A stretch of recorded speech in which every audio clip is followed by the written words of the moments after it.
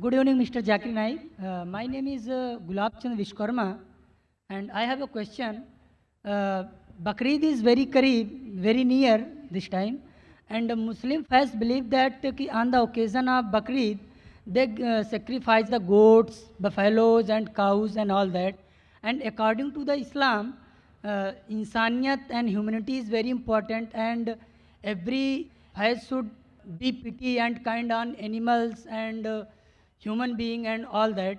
Then if they believe in this, then why they give the sacrifice of goats, cows and buffaloes on the occasion of Bakrid? Whether they should do it, whether it is in favor of humanity or insaniyat. Brother asked a very good question, that why are we sacrificing goat on Bakrid?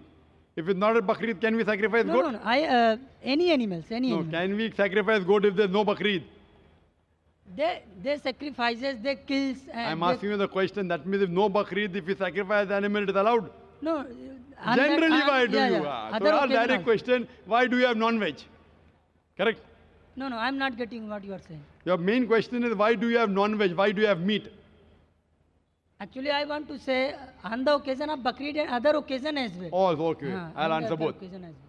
On the occasion of Bakrid, Allah says in the Quran in Surah Hajj, chapter number 22, that the blood and the meat does not go to Allah, it is your piety which goes to Allah. So unlike other religions, in other religions when they sacrifice the goat and keep it in the altar in the name of deity. And who eats? God Almighty eats. In Islam, when we sacrifice, what do? 1/3 compulsory minimum we have to give to the poor people. 1/3 we have to give to the relatives and friends. 1/3 you can keep for yourself.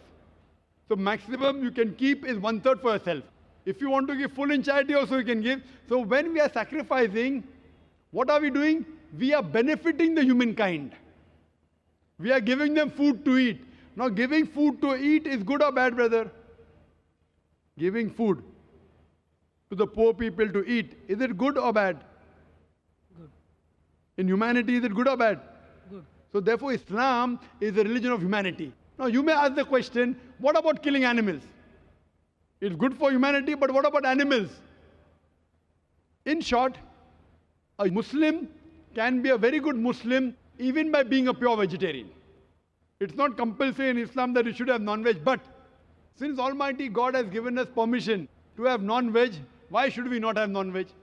Allah says in the Quran, in Surah Ma'idah, chapter number 5, verse number 1, eat of the four-footed animal which has been made lawful for you. Allah says in Surah Nahl, chapter number 16, verse number 5, that the cattle has been made for you, so that you benefit from them, and of the meat you can eat. The same message repeated in Surah Mu'minun, chapter number 23, verse number 21, that in the cattle is an instructive sign. From the belly you drink milk, and of the meat you eat. So since Almighty God has given us permission, why should we not have it?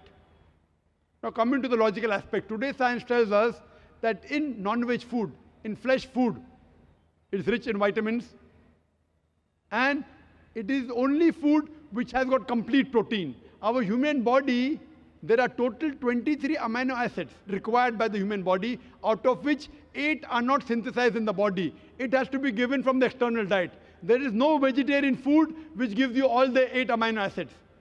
It is the flesh food, the non-veg food, which gives you all the 8 amino acids.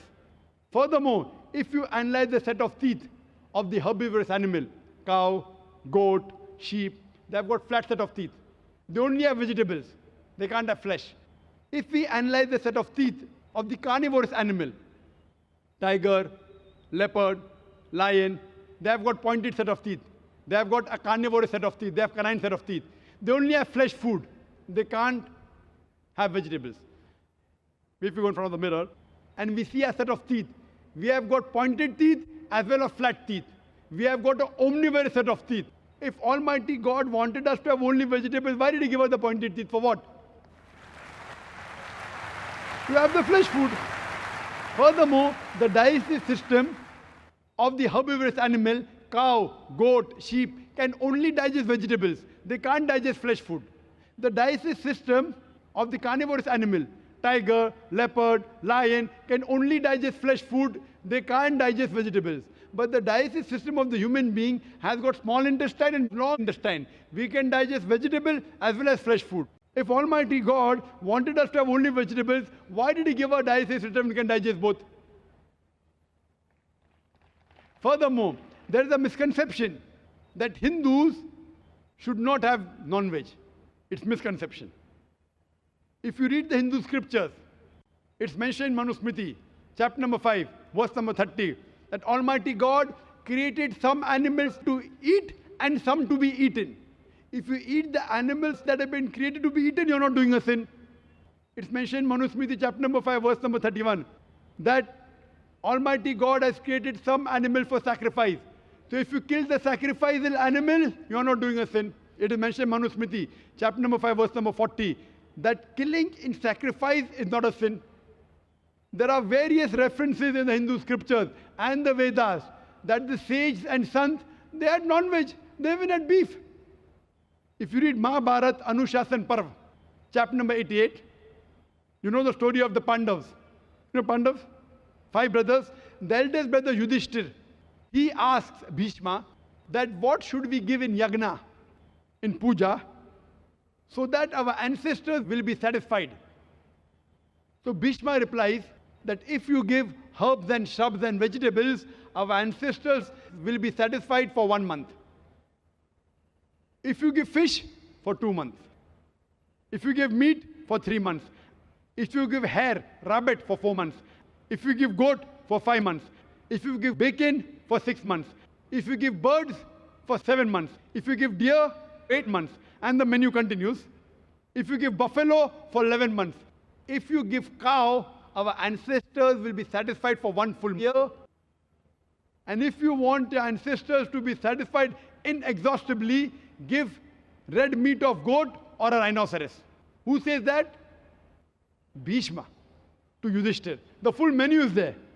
Vegetables, fish, rabbit, goat, everything is there. Buffalo, cow. So even in Hindu scriptures, eating non-veg is permitted. It is many of the Hindus, because they were being influenced by other philosophies of ahimsa, they started practicing it. And these people who follow ahimsa, that's non-violence, not killing any living creature, if any human being can lead a life without killing living creatures, I'm for it. What they say, killing animal is a big sin because the life, killing life is prohibited. Today science is advanced and we have come to know that even the plants have got life. So by eating vegetables, you're killing life also. But the logic has changed. No, we understand that the plants have got life, but the plants can't feel pain. Therefore, killing a plant is a lesser sin as compared to killing an animal. For sake of argument, I agree. Today, science tells us that the human ear can hear frequencies between 20 cycles per second to 20,000 cycles per second. Anything below and above, we can't hear. Today, science tells us that even the plant cries, but the human ear cannot hear. So there was a farmer in USA who had equipment which converted the cry of the plant to the human ear, and he used to know that that required water. Someone will say, okay, fine, I agree that the plant can feel pain, but you know, it has got 2 or 3 senses less. Therefore, killing a plant is a lesser sin as compared to killing an animal which has got 5 senses. For sake of argument, I agree that plants have got 2 senses less as compared to the animal. I am asking you a question. That suppose your brother, God forbid, if he is born deaf and dumb, and when he grows up, someone comes and kills him. So will you go and tell the judge, me Lord, give the murderer less punishment because my brother, he was deaf and dumb? Will you say that? You will tell the judge, give him a bigger punishment. My brother was masoom. He could not hear, he could not speak. So in Islam, it does not work like that. 2 senses more, 2 senses less. Allah says in the Quran in Surah Baqarah chapter 2 verse number 168, eat of the good things we have provided for you. What is good, what is tayyib, you can have. And furthermore, I personally have got no problem. If the non-Muslim don't want to have non-veg, I've got no problem. Personally. Only when they tell me it's a sin, or you tell me it's against humanity, I give the reply. Personally, if the non-Muslims continue having vegetarians, good for me. If all the non-Muslims start having non-veg, then the price of mutton and beef will go high.